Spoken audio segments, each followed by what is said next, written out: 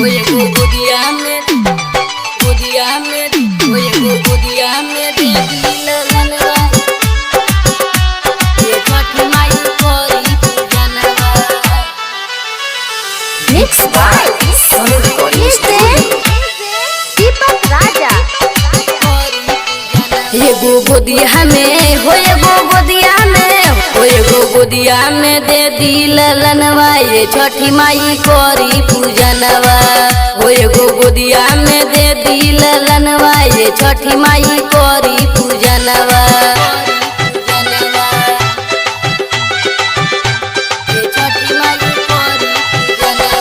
Mix by दीपक राजा। 6 माइल रामपुर जागर।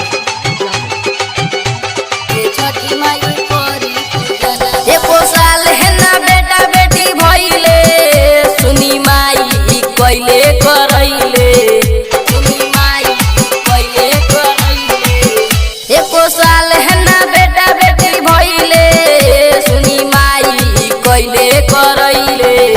तना मारेला हो तना मारेला हो तना मारेला पूरा जवनवा ये छठी माई दे दिल ललनवा।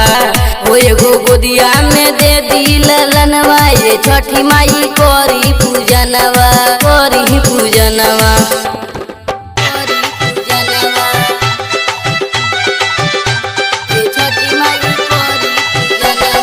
मिक्स बाय दीपक राजा। 6 माइल रामपुर जागर। हमारा के ये सास दाना मारे माई ओइती तो हमरे दुआरे माई ओइती तो हमरे दुआरे। हमारा के ये सास दाना मारे माई ओइती तो हमरे दुआरे। करन दीवाना हो करन दीवाना गाना तो गावे ये माई ओइती हमरे दुआरे।